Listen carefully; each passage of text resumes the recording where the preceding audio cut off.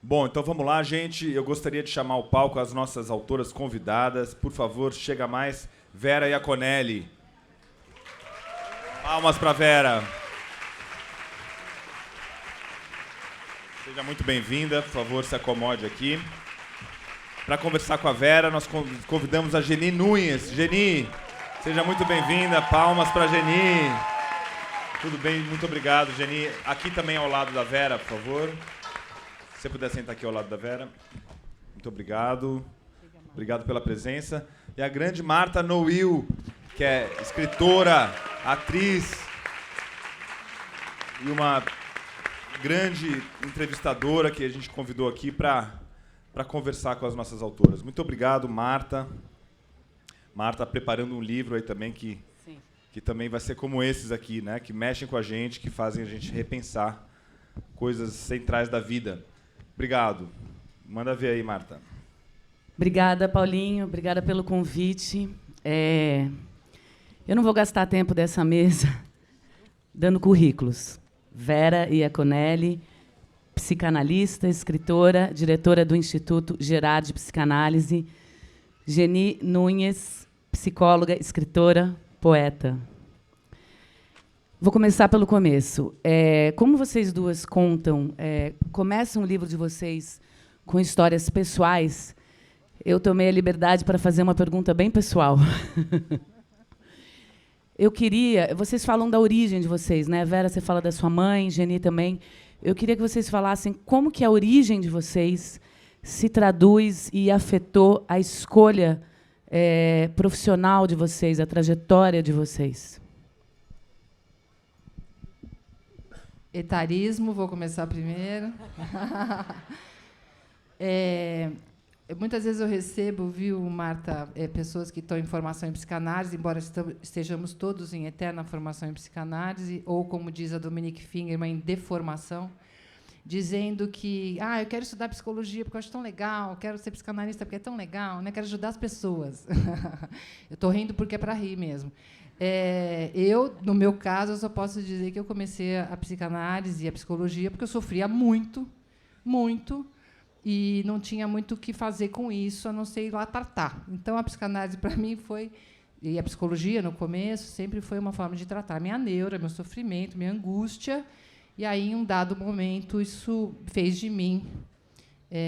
eu respondi a isso me tornando psicanalista, mas poderia ter feito outra coisa, né? Então, veio das minhas questões já aos 17 anos, do sofrimento. Então, é uma dica para quem está pensando que vai fazer o caminho suave da psicologia / psicanálise, achando que vai ajudar os outros, porque eu entendo que o trabalho da gente é escutar o inconsciente, ou seja, o nosso inconsciente, e, com sorte, escutar o inconsciente do outro. Então, é um trabalho de você se haver com a angústia de uma certa forma. Tem outras formas.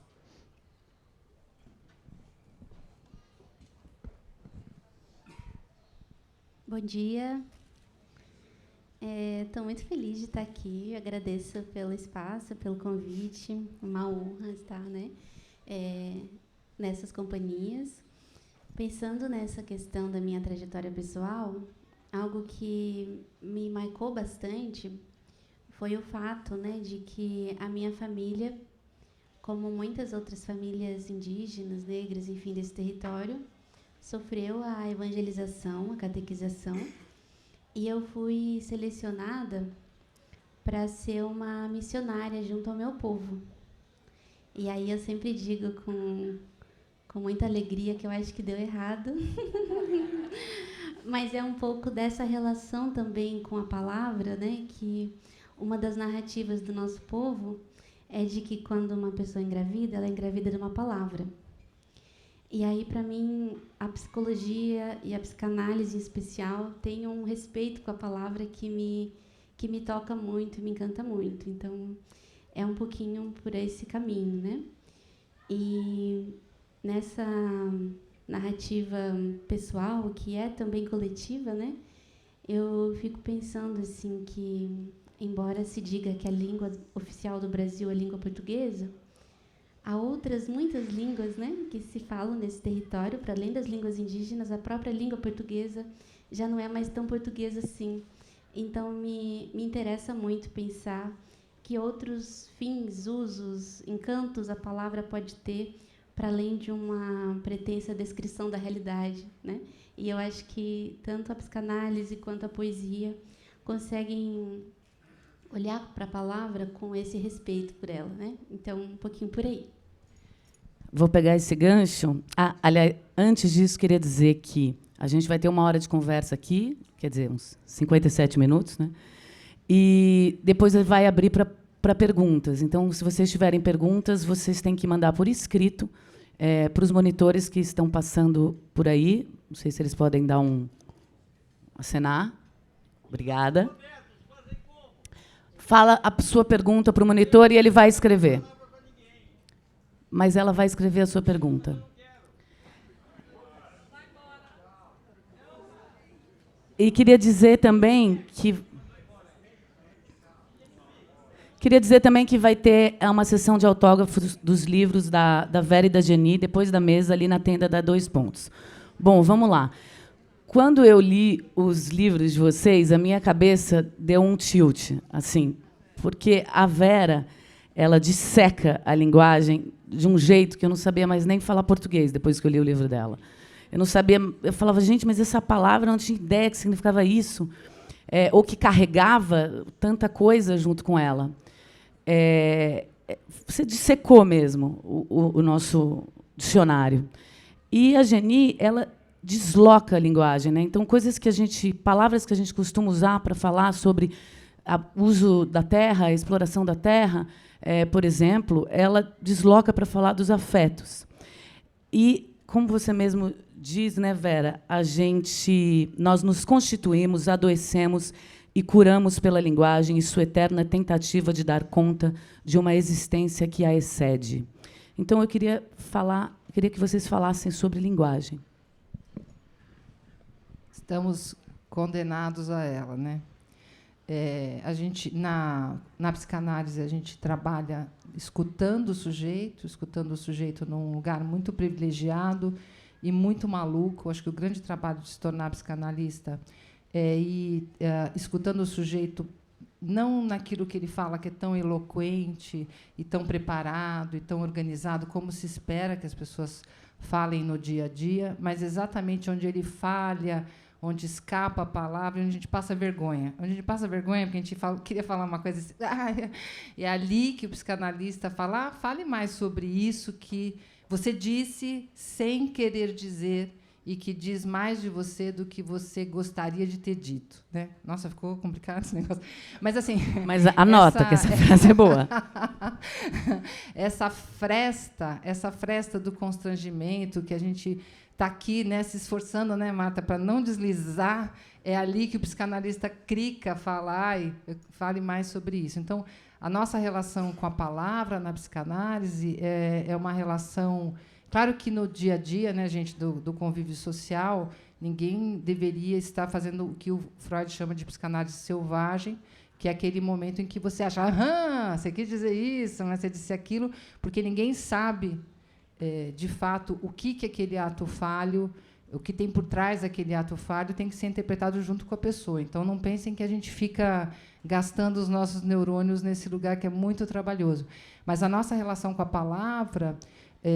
ela vai caminhando ao longo de uma análise a um ponto que o Lacan vai dizer, bom, chega uma hora que não dá mais para dizer sobre aquilo que nos faz sofrer e que nos constitui. Então, a gente acaba tendo que fazer um uso da linguagem que é da ordem da poesia, né? Então, por isso, essa afinidade tão grande entre a psicanálise e essas formas de transmissão da experiência humana que dão um salto, né, que tem uma outra lógica, que é a lógica da poesia, né? Então, muitas vezes, chega uma hora que só mesmo vocês, os artistas, para nos salvarem.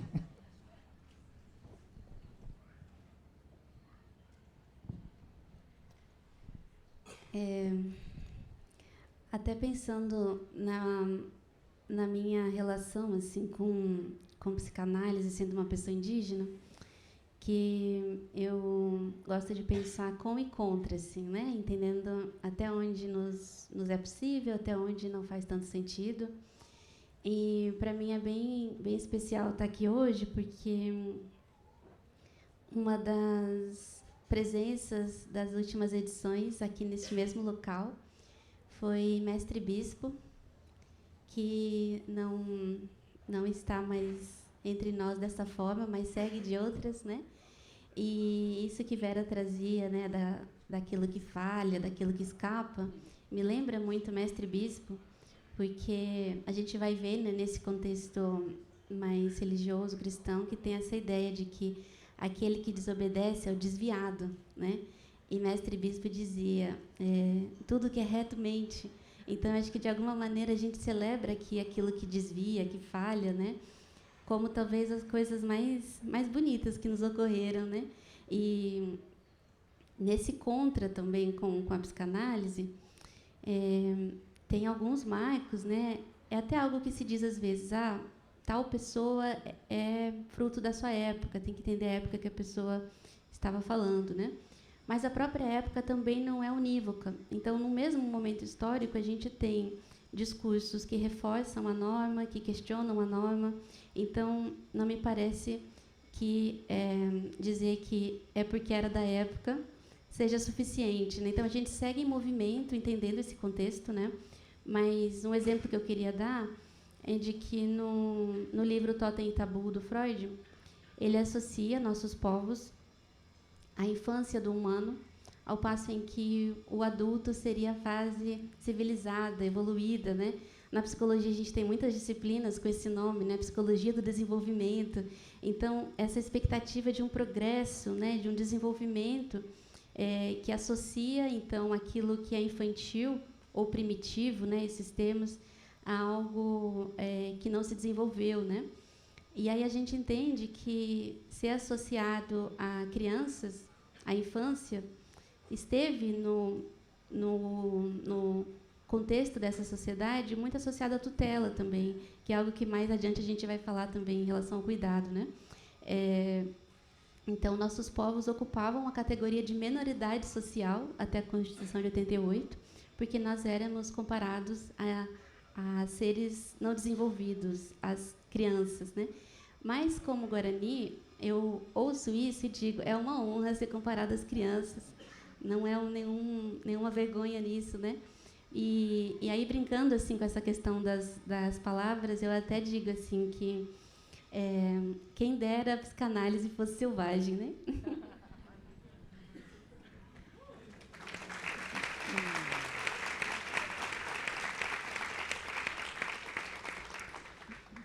Eu queria que vocês falassem um pouco sobre os conceitos, Vera, de maternalismo, e Geni, você de monogamia, né? Um pouco assim das origens, a quem eles estão servindo, e se a gente puder falar um pouco sobre o prazer, principalmente das mulheres, dentro dessa pergunta, eu acho que tem a ver. Bom, eu me deparei com essa questão do maternalismo, que é uma ideologia que começa na virada do século XIX para o século XX e que a gente reconhece totalmente no nosso dia a dia, porque esse caldo de cultura nos atravessa, que faz crer que as próximas gerações, as crianças, são de inteira responsabilidade das mulheres. Então, e não é só isso, né? O maternalismo ele vai supor que uma mulher é, acima de tudo, uma mãe, mas não só uma mãe do seu filho, mas ela é também mãe do seu marido, ela é mãe dos seus pais velhos, ela é uma cuidadora de qualquer forma. Então, às vezes, a pessoa fala assim, mas eu não vou ter filhos, então isso não é um problema que me diz respeito. Não, você não está entendendo, amiga. Você é a cuidadora do seu chefe quando ele não está muito bem, você é a cuidadora de todos os seus amigos, do seu irmão mais velho, que é CEO da empresa, mas, no fim das contas, é você que tem que cuidar dele se precisar. Então, a gente tem um lugar daquela pessoa que está sempre disponível ali para o outro, enquanto o outro brilha, realiza. Só que isso... então, comprem um livro, tá? Porque é longa essa história. Mas eu acho... Desculpa. Não, eu estou brincando. Não, mas eu acho que valeria contar, Vera, Sim. um pouco da coisa de por que surgiu o maternalismo. Sim. Assim, a coisa de como as famílias faziam com os filhos na Europa, dos séculos anteriores, que mandavam os filhos para longe. Exatamente, Marta, porque eu estou respondendo e estou pensando, nossa, mas para chegar nesse lugar tem tanta coisa que eu tento desenvolver lá no texto, no qual eu vou mostrando como, historicamente, isso já é a cereja do bolo de uma certa relação da mulher com as próximas gerações, de um certo lugar da mulher no mundo privado, que começa com a modernidade, eu ia falar começa com a maternidade, vivo inconsciente, que começa com a modernidade e que vai realmente tirando a mulher de uma certa experiência que a Rita Segato, que é uma antropóloga importante, naturalizada brasileira, mas ela é argentina, que ela vai mostrar que o patriarcado pré-invasão do Brasil é um patriarcado de baixo impacto. As mulheres sempre estiveram numa posição diferenciada em relação aos homens e uma posição um tanto subalternizada. Mas tem um patriarcado de baixo impacto que diz respeito aos povos originários e tem um patriarcado de altíssimo impacto que diz respeito à nossa sociedade, na qual, por exemplo, é inimaginável, por exemplo, que a gente vive numa sociedade civilizada onde as mulheres são mortas diariamente simplesmente por serem mulheres, onde estupro é uma prática diária. Quer dizer, isso é impensável, né, em outros povos que têm uma outra relação entre gêneros, que também é desigual, mas não desta forma tão violenta. Então, todo esse caminho que é feito é um caminho para subalternizar as mulheres e manter o capitalismo funcionando de uma forma que a gente faça aquele trabalho de base, que é para que o proletário vá trabalhar e ser explorado no seu trabalho, mas, de antemão, ele tem uma base que ele explora, que são as mulheres. Para ele poder sair para o trabalho, tem alguém fazendo a comida dele, cuidando da casa, cuidando dos filhos, dando todo esse suporte. Então, esse trabalho invisibilizado da mulher, que dá esteio para essa exploração, ele vai hoje, né, cada vez mais. Acho que as mulheres nunca se conformaram com isso. Eu acho que tem um longo processo histórico. Inclusive, a Silvia Federici vai mostrar como a queima das bruxas foi o auge da queima das bruxas foi na modernidade, foi no Renascimento, e não na Idade Média, como se diz, porque ali justamente era uma tentativa ultraviolenta de manter as mulheres numa posição de subalternidade, manter as mulheres dentro da divisão sexual do trabalho, né? Isso vai culminando no século... Então, só para chegar no maternalismo, que é o caldo de cultura que nos diz respeito de uma forma mais terrível, a gente vai comprando, por força da fogueira, mas também por força de um discurso extremamente sedutor e não ter saída, e toda a vergonha social quando uma mulher sai do prumo da família, a gente vai chegando num momento onde as mulheres realmente compram a ideia de que ser mulher é, acima de tudo, ser uma mãe cuidadora, uma cuidadora de todas, né? E elas vão se esfalfando numa lógica neoliberal de tentar mesmo dar conta de ser CEO da empresa, trabalhar, não sei, fazer o que os homens fazem e ainda serem essas cuidadoras, né? Então, a gente vai entrando num colapso, e eu vou tentando no livro mostrar que a gente vive hoje o colapso mesmo da maternidade. Aí você fala assim, não, mas eu estou muito bem, eu com meu filho, e minha casa, está tudo lindo. Sinto, mas a gente tem uma quantidade enorme de crianças que estão cuidando de outras crianças, porque os cuidadores dessas crianças estão cuidando das crianças de outras famílias. Então, a gente tem um sistema de pirâmide que, na base, você tem crianças totalmente desassistidas. Então, a gente já está... O maternalismo ele culmina num processo histórico muito grande, mas ele culmina com o que eu chamo de colapso do cuidado com as próximas gerações, colapso da maternidade. Ufa! Mas aí tem todo um capítulo da sexualidade, porque, claro, para que a mulher seja, acima de tudo, uma cuidadora, significa que todas as aspirações, os desejos, as fantasias e a sexualidade têm que estar a serviço disso, né? E, gente, isso é tão 2024, que a mulher que ela pode sair para trabalhar dia e noite, mas ela não pode sair com as amigas para a balada, porque ela vai deixar os filhos em casa. Então, mas eu posso trabalhar 50 horas por semana, mas sábado à noite você não pode sair com as suas amigas? Não, porque não, vou deixar meu filho para me divertir. O que é isso, senão puro caldo de maternalismo, né? Essa dificuldade de pensar a mãe sexualizada, que pode fazer outras coisas com o próprio corpo, com o próprio desejo. Me estendi muito, perdão.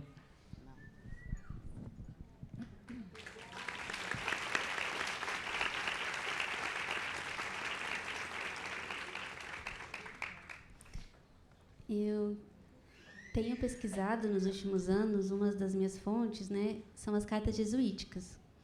E, a partir dessa pesquisa, o que eu fui percebendo é que a palavra homem e mulher, embora ela pretenda ser uma descrição neutra da realidade, é fruto dessas invenções também, né? Então, nessas cartas aparece o seguinte, que nossos ancestrais eram nomeados como animais, bichos, selvagens, e que só se tornariam humanos conforme passassem pelo processo civilizatório. Então, para que alguém seja homem e mulher, é preciso que antes seja considerado humano.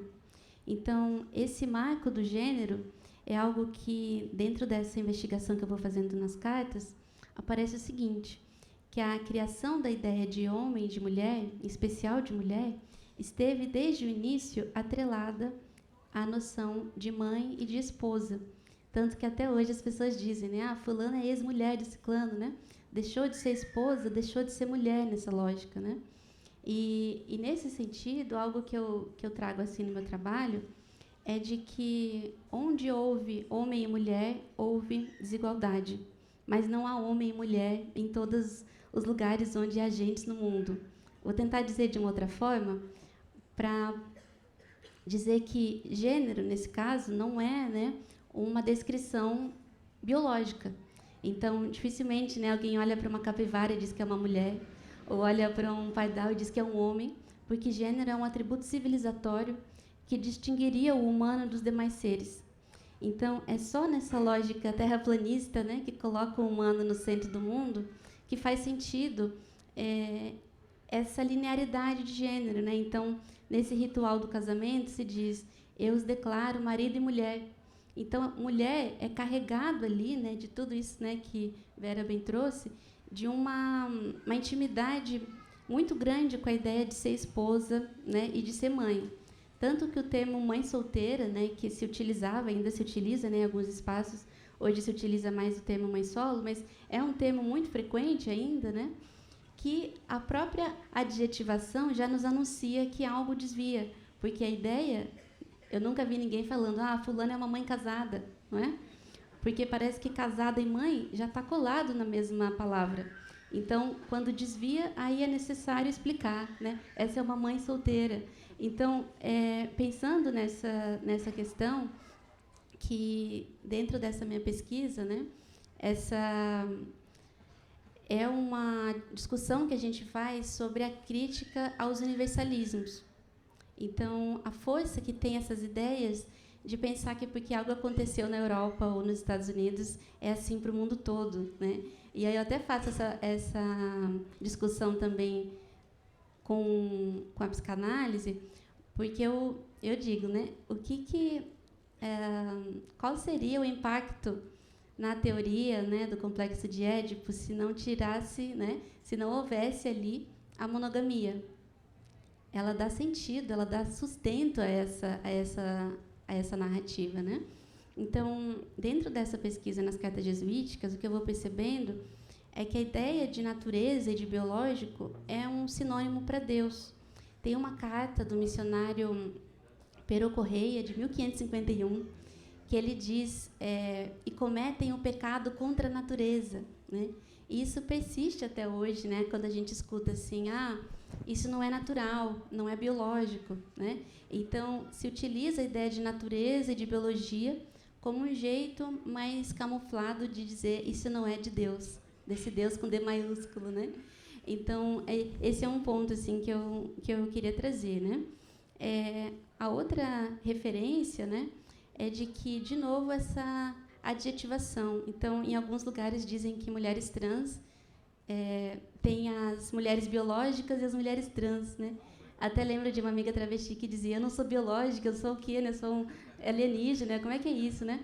Porque essa ideia de que o biológico é o verdadeiro, né? Então, acho que, de várias formas, né, os nossos trabalhos buscam questionar essa ideia, né?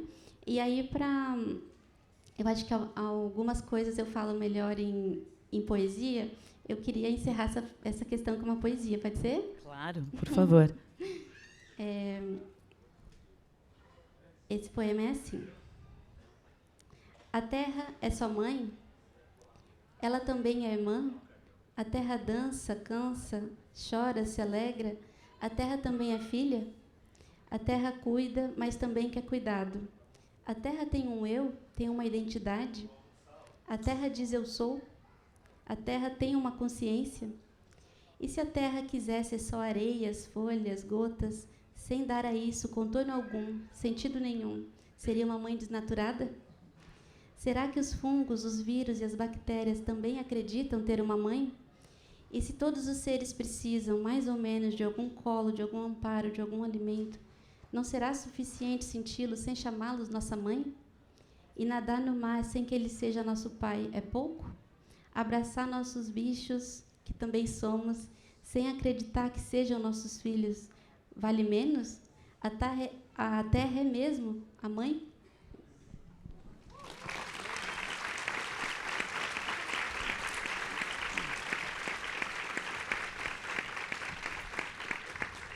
Geni, a gente está muito acostumada, pelo menos eu, a pensar a questão da monogamia e da não monogamia no sentido sexual, do amor romântico, né? E quando eu te li, eu entendi que esses conceitos eles estão falando de tudo, né? Do modo como a sociedade se organiza. Achei muito legal uma hora no livro que você fala assim, não, porque a monogamia está até na espiritualidade, né? Você tem que amar só um Deus, senão ele vai ficar muito bravo se amar outros. Deus quer exclusividade. E eu queria que você falasse um pouco sobre isso. E isso também dialoga com o conceito de maternalismo, de que a mãe só é uma, só é bom quando é aquela mãe cuidando, a mãe padrão ouro, né? Que você fala, né, Vera? Então, assim, nesse sentido, eu acho que a gente está falando de cuidado também, numa coisa da esfera privada, né? A mãe cuida do filho, eu tenho aqui um amor romântico, eu cuido de você, você cuida de mim, toda a minha nutrição emocional vem dessa exclusividade, a exclusividade desse vínculo materno. E eu acho que a gente está falando, nos dois livros, de como isso tem um senso coletivo, de como a gente tem que abrir isso, como isso é comunitário, como isso também é uma questão do bem-estar social, do governo, está em outras esferas. Pode começar você, Geni, por favor.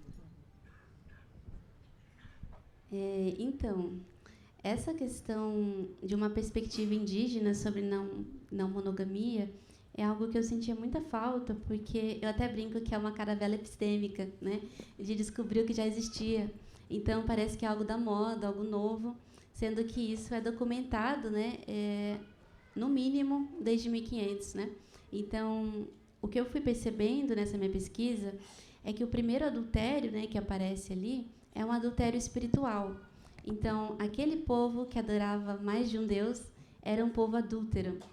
Então, é através dessa associação de que, como eu sei que alguém me ama, se me amar exclusivamente, né? Então, é a não concomitância que caracteriza essa fidelidade.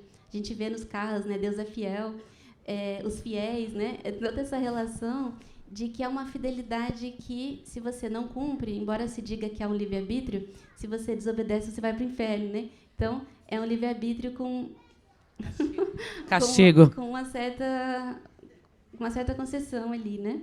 E essa ideia, então, de um Deus único, né, que prova esse amor, exige essa prova de amor pela não concomitância, é algo que, na minha pesquisa, eu vejo ser como uma permanência, porque a ideia de monogamia vai se alterando ao longo do tempo, né? Então, num primeiro momento, mono é um gamia casamento. E se tinha essa obrigatoriedade de que fosse um vínculo pela vida toda, né? Tanto que, na minha pesquisa em relação ao debate em torno do divórcio, os políticos diziam: se o divórcio for aprovado no Brasil, será o fim da monogamia. A família brasileira terá acabado, né? Porque é sobre o tempo, né? Então, até hoje, a gente vai ver que a maioria das pessoas monogâmicas, adultas, né, enfim, já tiveram mais de um vínculo afetivo sexual. Então, já não seria mais mono, na questão de quantidade. Mas por que elas persistem se definindo dessa forma? A minha aposta é de que pode até não ser mais mono, mas não é ao mesmo tempo. Então, é de novo em torno da concomitância da dificuldade com a concomitância, né, que isso permanece. E aí, para ilustrar um pouquinho essa questão e finalizar, que eu quero muito escutar a Vera, uma das estratégias que os missionários tiveram foi de tentar identificar a pessoa oficial das relações, né? Então, nessa busca, eles buscaram então a pessoa que seria Remerecó ou Temerecó, que é um termo em Guarani associado à pessoa companheira. Eu estou falando assim porque não tem binarismo de gênero em Guarani, então é difícil a tradução, né? Mas daí ele fica muito decepcionado, né, o Nóbrega, quando ele percebe que Remerecó também era o vento, era a chuva, era o rio. Então, a ideia de companhia, de laço, de presença, vai além de uma parentalidade terraplanista, volto a dizer. Então, é entender, né, que o rio, o vento, a chuva, os demais seres também são nossos parentes. E a gente segue se referindo a eles dessa forma até hoje. Gente, assim, não dá muita vergonha a gente dizer que a grande revolução sexual da gente foi nos anos 1960, que a gente é muito liberal, porque a gente faz um monte de coisa. Quando você vê o livro da Geni, você fala assim, a invasão do europeu aqui encontrou, em 1500, já um povo que tinha uma relação com a sexualidade, que tinha uma relação com o corpo, tinha uma relação com, né, as relações das diferenças sexuais totalmente muito mais moderna do que a gente chegou hoje, né? Então, um corpo que pode se apresentar nu, sendo que hoje, se uma mulher sentar aqui para dar não digo aqui na feira, até que a feira é a bolha, né? Mas se sentar para dar de mamar e tirar o peito, é capaz de ser execrada, porque mostrou o peito dando de mamar. Que é muito louco a gente achar que a gente é muito moderninho, só moderno no mau sentido, né?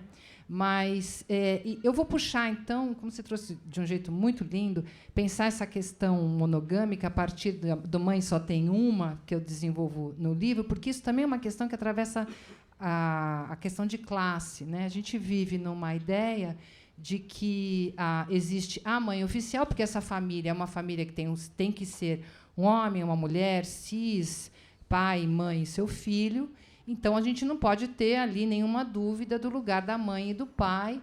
E eu trabalho no livro a questão de padrão ouro, porque também não é qualquer mãe, né? A mãe sagrada maravilhosa, ela casou, né, vamos carregar nas tintas aqui, pensando um pouco nos anos 1950, assim, casou virgem com um homem só, passou a vida inteira com ele, teve filhos com ele e nunca fez mais outra coisa na vida a não ser isso. E ela é branca, ela é cis, ela é de classe média, média alta, enfim, aí você pode botar nessa lista o que você quiser. Ela fez um parto natural, aí você pode botar a lista infindável de coisas que qualificam essa mãe inatingível, porque ninguém está nesse padrão, e conforme você vai pegando essa mãe, botando uma mãe que antigamente era mãe solteira, a gente ouve pai solteiro? A mãe solteira, e essa mãe solteira é uma mulher trans, ou ela é lésbica, e tudo isso vai, né? Ela é negra, ela é pobre, até você vai chegando do padrão ouro, que é sempre inatingível, para esses desqualificações, até que você chega num ponto onde esta mãe não pode ficar com esse filho. Esse filho, o Estado vai lá e fala, não, você não serve, nós vamos pegar esse coitadinho e vamos levar ele para outra família, que sim vai ser padrão ouro, e ali ele vai ser feliz. Assistam Cidadão Kane e vejam como ele ficou feliz no fim, depois de ter sido tirado da sua família para se tornar alguém, né? O final do Cidadão Kane, que ele fala Rosebud, Rosebud, aí você vai descobrir o que era o Rosebud. Todo mundo já assistiu, se não assistiu, assistam, o trenó da infância dele, da onde ele foi tirado para se tornar alguém. Então, a gente tem feito isso, tem tirado as crianças das famílias pobres e vulneráveis e feito esse verdadeiro tráfico de crianças, né? Como se comenta hoje, a Cláudia Fonseca tem um trabalho, também é uma antropóloga radicada no Brasil, que acho que americana, ou acho que inglesa ou americana, que fala desse tráfico de crianças que a gente faz entre classes sociais. Então, a Cláudia Fonseca ela vai fazer um estudo em Porto Alegre com mães periféricas e ela vai descobrir que, nesses grupos, a criança tem muitas mães, das quais ela se orgulha. E tem um vídeo na internet, vocês acham um vídeo no qual ela entrevista uma menininha e a menina fala assim: eu tenho 4 mães. Eu tenho a minha mãe que me teve, quer dizer, que me pariu. Eu tenho a mãe que dava leite. Eu tinha a mãe que me cuidava. E, então, ela vai contando com muito orgulho aquela somatória de mães que vão ser mulheres importantes para ela ao longo de toda a vida. Não quer dizer que essas mulheres não vão disputar entre si, ter lá as coisas dela. Claro que vão, né? Não é? Mas tem um valor. Muitas mães têm um valor. Quando você vê a adoção, quando pega essa criança, por exemplo, ela vai ser adotada por uma classe mais abastada, a primeira coisa que faz é apagar o histórico da mãe que teve. Não queremos saber nada sobre isso, não queremos somar mães. Porque ninguém vai querer que bata na porta e diga: olha, queria ver a Claudinha, por exemplo, que a menina chama Claudiane. Queria ver a Claudiane. Não, você é pobre. A gente está aqui fazendo um corte. Então, a Cláudia Fonseca vai chamar de corte seco, porque a gente só pode ter essa mãe de classe média, média alta, né? Então, a monogamia. Eu achei muito lindo você trazer isso daqui. E aí a gente vai... Não, eu fui criada pela minha avó, que vergonha. Como assim? Que maravilhoso ser criado pela avó. Se a avó for legal, é maravilhoso, né? Se a avó for um horror, vai ser um horror. E fui criado pelo meu pai, fui criado por, não sei, X, né? Então, somar essas figuras cuidadoras para que a gente possa positivar as famílias que a gente tem, as famílias reais, e não essa fantasia delirante de uma mãe, um papai e um filhinho, né? Geni, você quer falar um pouco do cuidado no modo Guarani? Assim, você falou disso lá dentro e eu fiquei curiosa para te ouvir.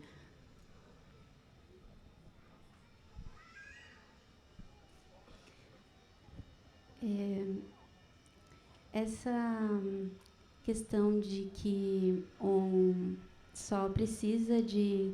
eu vou até voltar um ponto, né? Porque eu disse no início que há várias não monogamias, né?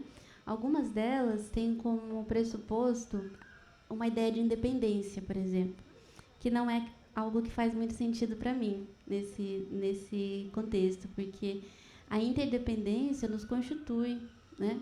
Então, a gente vai precisar de colo, de rede, de amparo, independente da nossa idade. Claro que há algumas condições que demandam mais do que outras, mas é algo que constitui a vida, né? E dentro desse campo, até queria contar uma história, né, que eu aprendi com a Cacica Queretiu Chapuru, que é uma dimensão reflexiva do cuidado.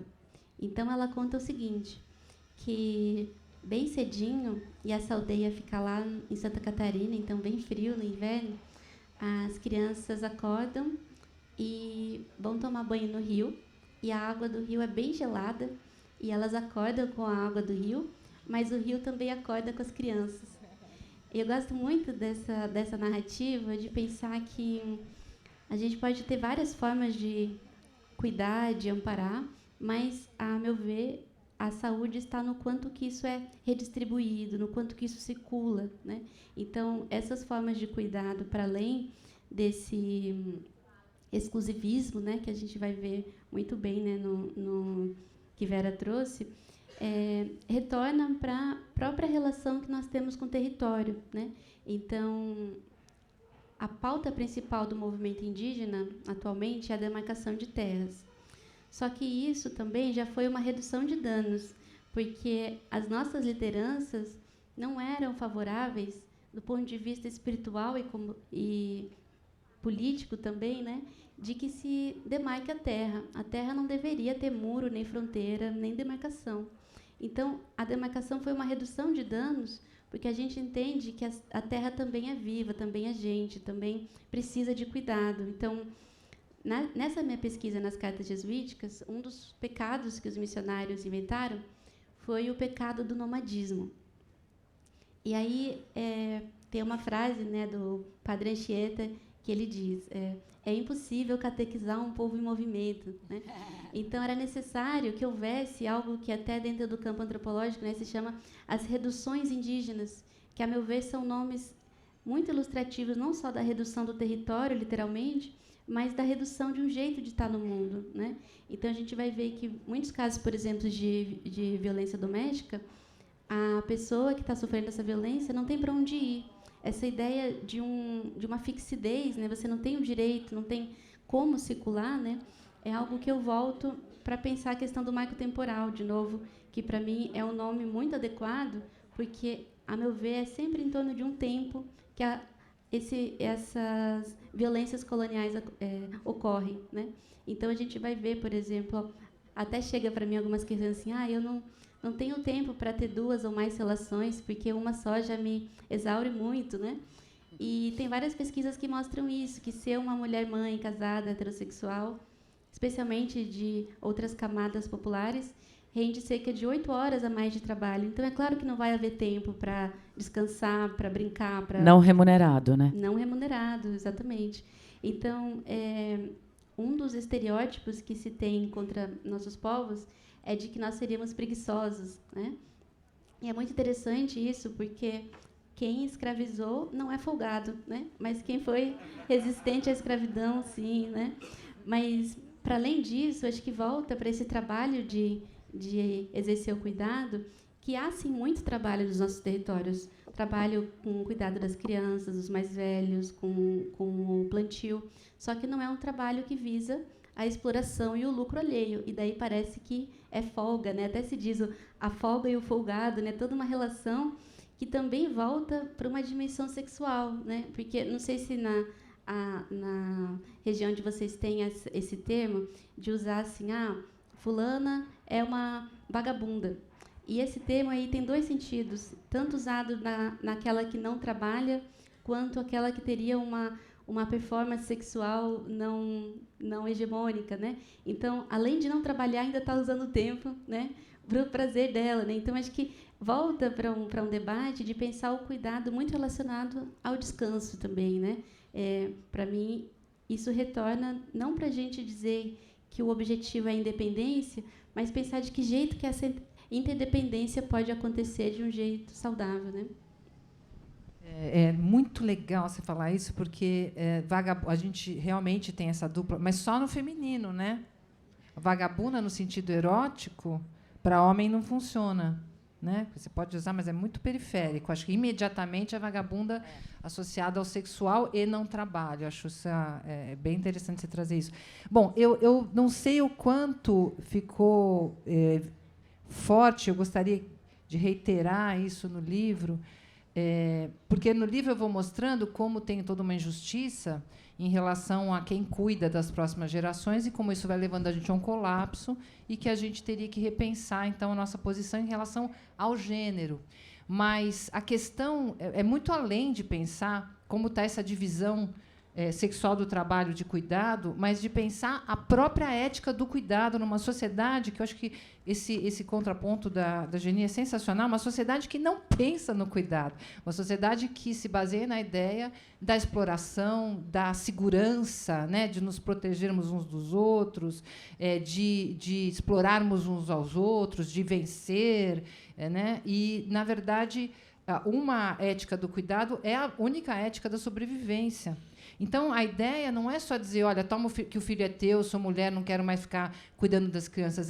Vamos transformar o cuidado, que é a posição menos valorizada na nossa sociedade, como aquilo que deveria ter o maior valor. Porque, veja, se a gente está dizendo que as mulheres são as detentoras dessa responsabilidade, que é cuidar, e a gente sabe que as mulheres são a camada mais explorada, mais violentada, mais morta, mais execrada, mais desprezada, o que a gente está dizendo? A gente está dizendo que o cuidado é tudo isso também, porque senão as mulheres teriam o valor que elas merecem, se elas estão defendendo aquilo que é mais importante. Só que está claro que não é o mais importante, né? Então, positivar o trabalho do cuidado como algo de um valor ético acima de qualquer outro é o que deveria estar em questão aqui.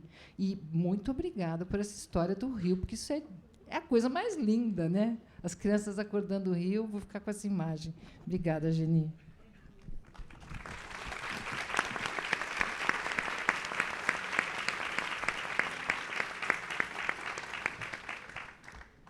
É bonita o conceito de posse também, né, Geni, que você fala no livro. Não sei se você quer falar um pouco sobre isso, no povo guarani.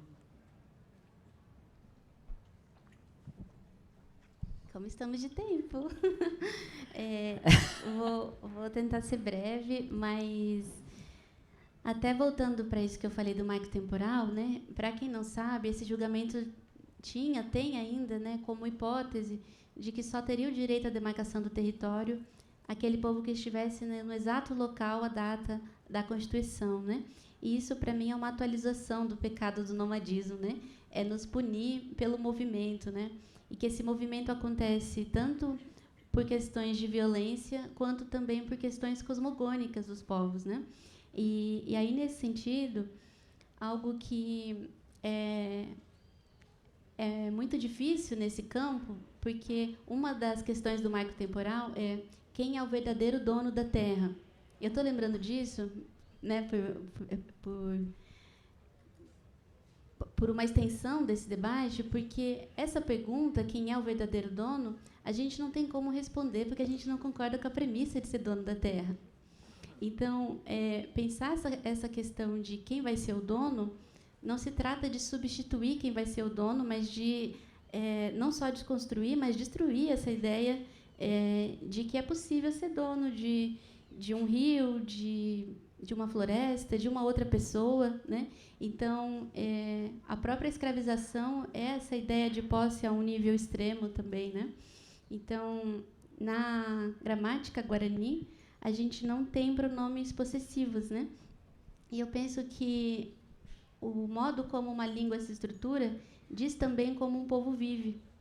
Por isso que me incomoda muito essa universalização de dizer que Tupã, Alá, Exu, Jesus, são todos a mesma coisa, todos o mesmo Deus. Porque se fosse todos com o mesmo Deus, os povos viveriam do mesmo jeito. E a gente vive, né? Eu acho que mais do que pensar um punitivismo, é pensar quais ideologias que inspiram essas práticas de violência. Então, nessa minha pesquisa nas cartas jesuíticas, os missionários dizem nunca ter visto nenhum indígena assassinando ou tendo práticas de violência por motivos de adultério. É evidente, né? Porque se não havia a ideia de pecado, não havia a punição correspondente. Então, eu penso que pensar essa ideia de posse é algo que está tão entranhado, né, nessa língua portuguesa que é muito difícil falar sem usar os pronomes possessivos, né?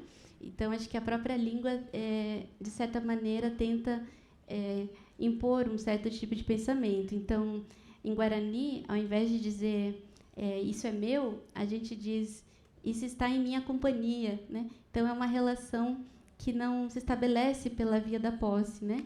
Inclusive, recentemente... Obrigada. Agradeço. Recentemente, eu tive a honra de escrever um capítulo para um livro de apoio e solidariedade à Palestina, e, né, queria dizer de novo publicamente, né, do meu posicionamento em relação a isso. E aí a confluência que eu tive de escrever esse tema foi de dizer o seguinte, que em Guarani a gente tem dois nós. É até legal porque tem mais nós do que eu, né, no modo ali. E esse nós que é pensado nessa perspectiva mais ampla, ele diz o seguinte: isso segue nós mesmo quando eu não estou lá. Então, é uma ideia de coletivo e de algo comunitário que vai além de uma responsabilidade para um nós exclusivo, um nós que parece a cara, né? Eu até brinco, né? Ame o próximo como a ti mesmo, mas daí é só o próximo. Próximo da cara, próximo da ideologia, próximo da família, né? Então, acho que pensar que outras formas de nós a gente pode ter, né? Pensando nisso, Vera, você fala no seu livro muito sobre o aspecto social da psicanálise, né? Um pouco a gente está acostumado a pensar a psicanálise naquele estereótipo do consultório, do divã, e que também nasceu assim, né? Mas que tem um aspecto social, né? Você fala assim, como é que a psicanálise pode continuar fazendo jus ao seu caráter inovador? Como que ela deve dialogar num contexto social com o mundo hoje? E tem uma pergunta também aqui que fala assim, à medida que os nomes das relações afetivas, como namoro, casamento, né, eles são úteis ao quê? O que eles limitam, né? E conforme essas relações vão ficando mais complexas, como as poliamorosas, qual o destino desses nomes, né? E como é que a psicanálise vai ajudar a gente a ir para um mundo mais legal, né? Saudável para a gente. A psicanálise não tem muita esperança com um mundo saudável, não. Porque a psicanálise parte da ideia de que nós somos seres lidando com o patos, né? Lidando com a paixão e submetimento. Então, nós somos seres passionais, nós temos uma sexualidade sempre única e singular para cada um de nós, e isso é transbordante, isso nos atravessa, a gente não tem controle sobre isso, então a gente lida com isso, inclusive às vezes adoecendo, mas de várias formas, né? Que vão da poesia ao adoecimento, mas nunca sem uma certa dose de sofrimento. Então, faz parte da nossa existência lidar com o que é, no singular, o nosso sofrimento, de existir, de saber que vamos morrer, de não controlarmos a nós mesmos, mas também no sentido do mal-estar de cada época, ou seja, como cada época responde a isso que em nós nos atravessa, né? E que a gente vai tentando nomear e vai tentando fazer o que dá para fazer.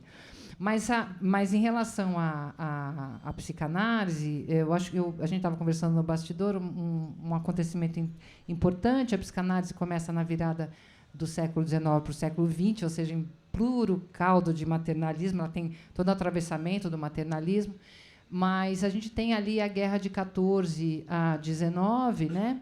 A Primeira Grande Guerra Mundial, e no qual 3 filhos do Freud lutaram, não faleceram nessa ocasião por conta disso, mas a filha dele, porque foi uma guerra e pandemia ao mesmo tempo, tive a gripe espanhola, ele perde a filha mais velha, que ele adorava, né?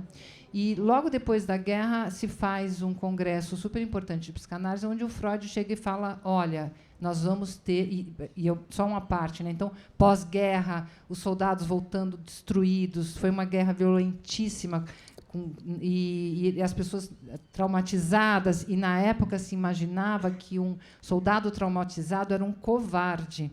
São os psicanalistas que começam a dizer: não, gente, isso é trauma, isso é sofrimento, isso, o cara não consegue andar, não consegue falar, não consegue lutar, isso não é covardia, né? Então, o Freud chama, nesse congresso de 1919, ele chama e fala assim: nós precisamos transformar a psicanálise em algo que seja acessível para todos que desejarem e precisarem. Então, nós precisamos transformar a psicanálise, fazer o SUS da psicanálise, vamos dizer assim. Então, ele já está chamando... e aí, a partir daí se fazem as clínicas sociais da psicanálise, né, exatamente 100 anos atrás. Depois, com a Segunda Guerra Mundial, Freud morre em 1939, fugindo não, né? Fugindo, porque fugir parece coisa de covarde, né? Tentando sobreviver à violência nazista, e assim tem toda uma dispersão dos psicanalistas que estavam ligados a um judeu, então mesmo os não judeus tiveram que se mandar. E nisso tem uma dispersão, e eles vão tentando se adaptar, né, à psicanálise nos Estados Unidos, à psicanálise em outras regiões. E essa psicanálise vai ficando cada vez mais elitista, porque tudo que dissesse respeito ao que era comunitário, tudo que soava como, e era mesmo, né, ultrassocialista, e os caras tiveram que se organizar de um outro jeito. Então, a gente é herdeiro de uma psicanálise que tem no seu DNA uma busca pelo atendimento cada vez mais horizontal, que a gente tenta recuperar hoje, mas tem uma história aí de tornar uma cada vez mais elitista, privatizada, né? E hoje a gente recupera com as clínicas de rua. São Paulo tem, né, aí na Praça Roosevelt, a gente tem outros lugares nos quais a gente tem clínica na Casa do Povo, clínica de rua, que atende as pessoas que chegarem, sentam e conversam, e tem um atendimento psicanalítico, tentando recuperar algo que está no DNA da psicanálise, mas que foi sendo desvirtuado obscenamente dentro de uma lógica capitalista. Não sei se foi exatamente isso que você perguntou, mas eu acho que está bom. Mas né? eu queria que você falasse um pouco disso mesmo. Geni, você quer comentar o que a Vera falou? Não sei se você quer falar da... Você clinica também, né? Você quer que eu passe para a próxima pergunta? Tem uma pergunta aqui bem, enfim, que eu achei... Gostaria de ouvir da Geni Nunes como o povo guarani pensam a solidão e a solitude.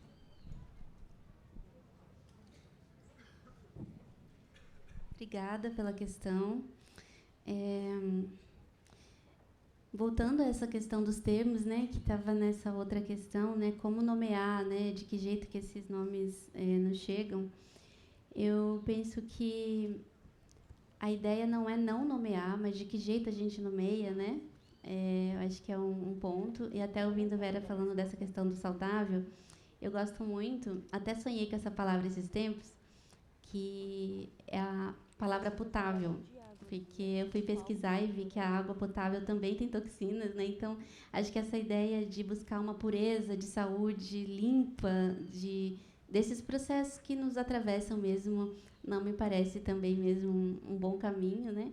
E aí, pensando nessa questão do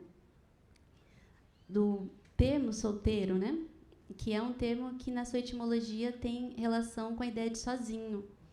Então, isso socialmente, né, dentro da sociedade dominante, vem essa ideia de que você pode estar acompanhado de uma série de pessoas, né, que você ama, que te fazem bem, mas se você não tem esse modelo, você está sozinho, né? Então, as outras companhias não são nem pessoas, né, nisso tudo. Então, acho que esse é um ponto, assim, de pensar qual é a solidão de que se fala, né?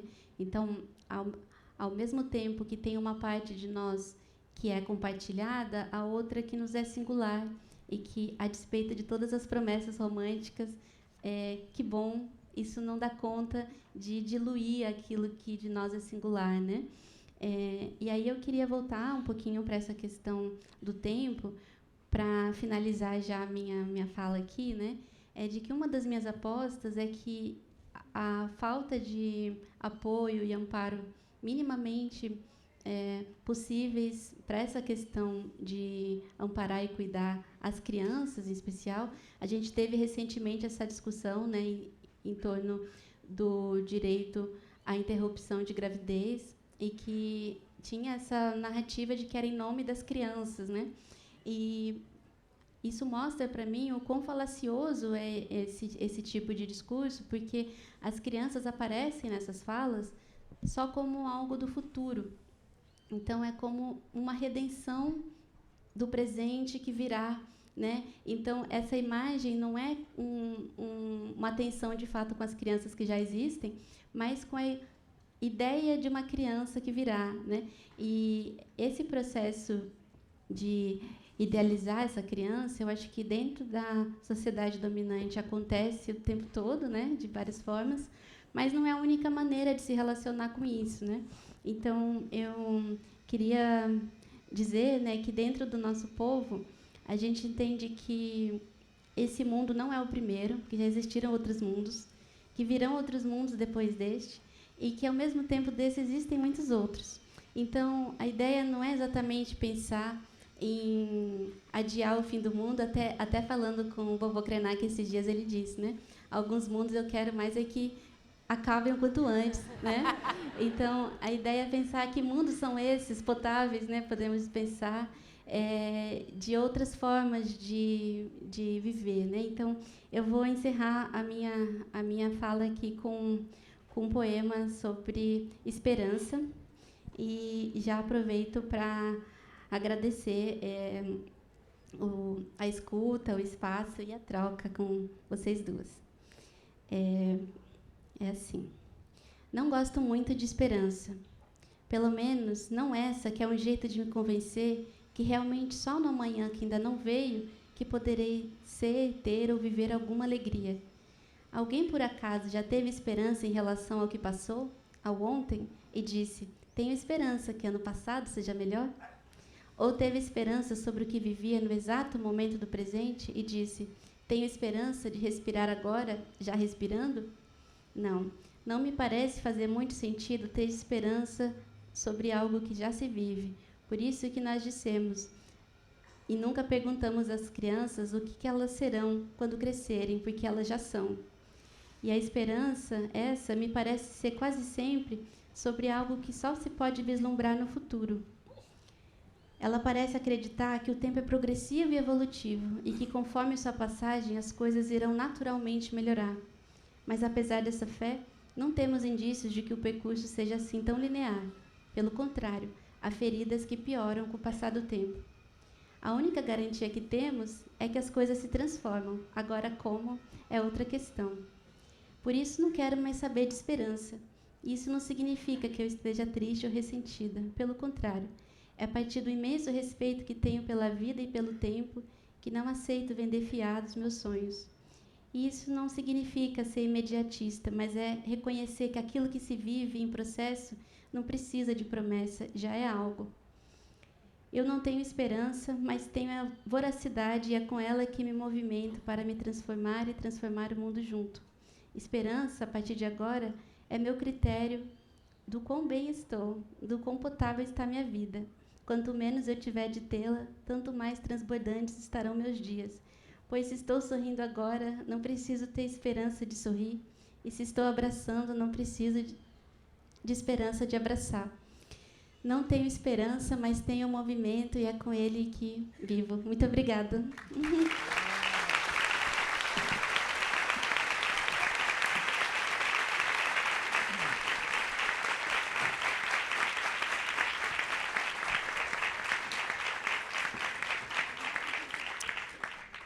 Eu vou ler um trecho do livro da Geni, mas é para fazer uma última pergunta para vocês duas comentarem esse trechinho.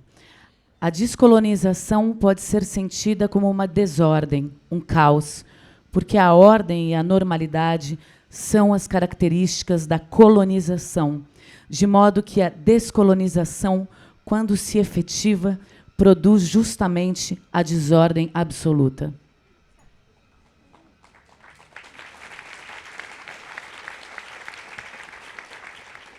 Vera.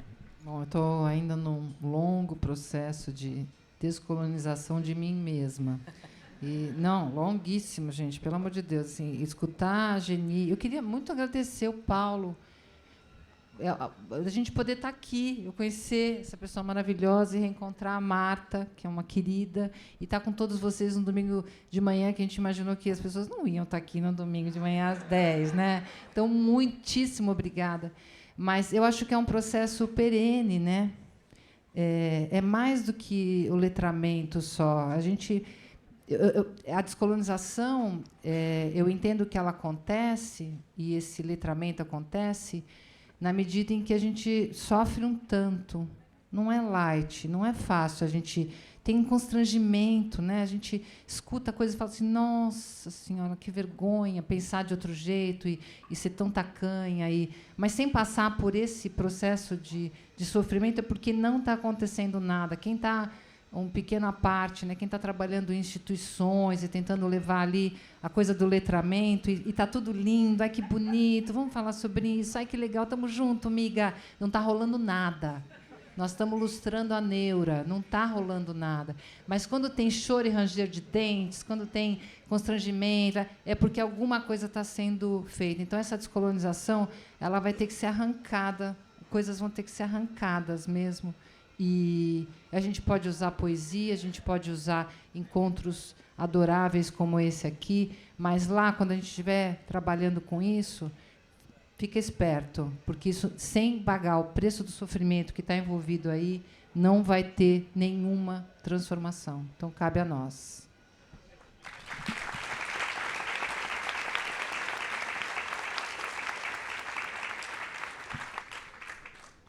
Queria muito agradecer também. Foi um prazer. Eu sei que a gente costuma usar essa frase meio que automática, já foi um prazer, né? Mas foi mesmo. Foi uma alegria estar aqui. Muito obrigada, Vera. Muito obrigada pela mediação. Foi uma... Eu brinco que eu gosto muito das palavras restaurante e refrigerante, mas não no seu sentido da bebida e do restaurante, mas de algo que nos refrigera e nos restaura. E que dá esse abalo, né? E que bom que algo nos movimenta, né? Então, só encerro assim dizendo, né, que nessa ideia de perder tempo, que as pessoas dizem, né, tempo é dinheiro e tudo mais, eu penso que os segundos passam independente do jeito como a gente vive o tempo. Então, já que a gente vai perder tempo, que perca bonito, né, com gosto, com brilho no olho, se movimentando, né? Então, um pouquinho isso. Obrigada.